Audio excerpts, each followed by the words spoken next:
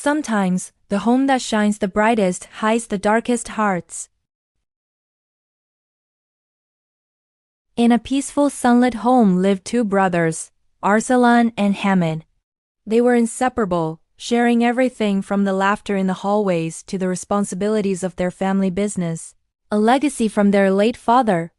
Their widowed mother, Amma Hamida, was the gentle soul that held their world together.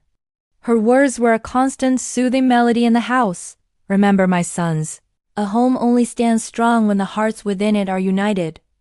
Her life was a testament to that belief, a tapestry woven with love and sacrifice. Arsalan, the elder, was steady and content, while Hamid, the younger, was ambitious and full of dreams. They worked side by side, their bonds seemingly unbreakable.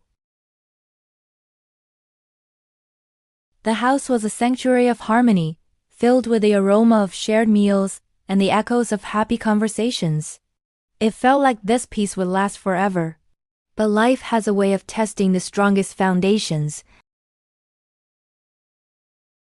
The change began quietly, like a shadow lengthening in the afternoon sun. It arrived with Hamid's marriage to Minal. Minal was beautiful, charming, and possessed an ambition that burned brighter than any hearth in the house. She had dreams of a life far grander than the one she had stepped into. The shared living, the single kitchen, the feeling of being just one part of a larger whole, it chafed against her desire for control and luxury. Slowly, insidiously, she began to plant seeds of doubt in Hamid's mind. Her whispers were like a constant dripping poison. Late at night, when the house was quiet, she'd say, "Hamid, look at us. We work just as hard, if not harder. But why should we have to share everything? They spend more than we do, and Arsalan's side of the business isn't as profitable. Why should our future be tied to theirs?" She painted a picture of injustice, of being held back. We deserve our own space, our own kitchen, our own life, a separate floor, at least. Why should I have to answer to anyone in my own home? Hamid, who had once seen his brother as his other half, began to see him as a competitor. The love that had defined their relationship started to curdle into resentment. The shared meals became tense, the laughter faded, and a chilling silence began to fill the spaces where warmth once lived. Amma Hamida watched with a heart heavy with dread. She saw the poison spreading, the fracture lines appearing in the foundation of her family. She tried to intervene, to remind them of their father's legacy and her lifelong prayer for unity. "My sons," she pleaded, "don't let the whispers of the world break the bond that God has forged. This house has enough room for all of us, but only if our hearts have room for each other." The arguments grew louder, the accusations more bitter. "You're not pulling your weight," Hamid would shout at Arsalan. "Minal is right. We are carrying this family, and we get nothing for it." Arsalan, heartbroken and bewildered, could only reply, "Brother, this isn't about money. This is our family, our home." A physical wall was to be built right through the heart of their home, a brick and mortar symbol of their shattered bond. The day the wall went up was the day Amma Hamida's spirit broke. The sound of hammers and saws was a funeral dirge for the family she had built. She saw her sons, once two halves of the same soul, become strangers living under one roof, separated by a monument to their own selfishness. Her heart, which had endured the loss of her husband and the struggles of life, could not withstand the pain of seeing her children tear each other apart.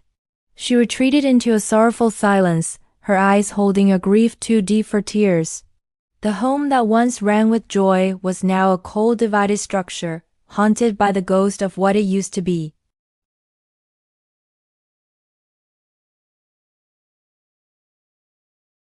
They renovated their half of the house, filled it with expensive furniture, and hosted lavish parties. They had the control, the separate kitchen, the illusion of success. But an unnerving emptiness settled over their opulent lives. The wealth they accumulated couldn't buy peace. The silence in their home was no longer peaceful, it was heavy, suffocating.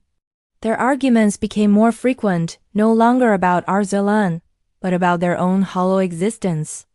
The greed that had driven them apart from their family now began to eat away at their own relationship. Their son Usman grew up in this cold, sterile environment. He saw how his parents treated his uncle and grandmother on the rare, awkward occasions they crossed paths. He learned that love was conditional and that money was the ultimate prize. As soon as he was old enough, he sought escape. He left to study abroad, and once he was gone, he never looked back. His calls became infrequent, his visits non-existent. Hamid and Minal found themselves alone in their beautiful empty house, tasting the same bitter pain of abandonment they had inflicted upon their own mother. The cycle was complete. The sorrow they had sown, they now reaped in abundance. Arsalan and his wife lived modestly, but their home was filled with the one thing Hamid and Minal lacked: love. They cared for Amma Hamida, whose health had steadily declined since the family split. Though their space was smaller, their hearts were full. They found joy in small things: a shared cup of tea, a quiet prayer, the simple comfort of being together. But they lived with the constant dull ache of a family torn apart. Her last breath was a soft sigh, a release from the long years of heartbreak. A few days later, a solemn knock echoed on Hamid and Minal's door. Hamid opened it to find Arsalan standing there, his face etched with a sorrow that went beyond their mother's passing.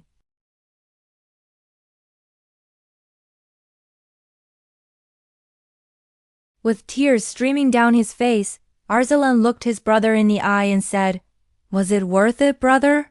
Was any of it worth this?" Then he turned and walked away, leaving Hamid alone with his grief and the weight of his choices. Hamid's hands shook as he took the Quran. As he opened it, a small folded piece of paper fell out. It was a note, written in his mother's familiar, frail handwriting. The words were simple, yet they struck him with the force of a physical blow. The note read, "Money can build a house, but only love builds a home." All he could see was his mother's smiling face, his brother's trusting eyes, and the beautiful, united family he had carelessly destroyed. The crushing weight of his actions descended upon him. He had everything he ever wanted, but he had lost everything that ever mattered. The silence of his grand house was now filled with the deafening sound of his own regret. Greed doesn't just destroy wealth. It erodes the very soul of a family. It poisons relationships, turning brothers into strangers and homes into empty houses. Never ever let money or material possessions come between you and the people you love. Because when the dust settles, and all is said and done, you might find that regret is the only inheritance you have left. If you believe that love will always be greater than money, please share this story. Thank you for watching. Don't forget to subscribe for more stories that touch the heart.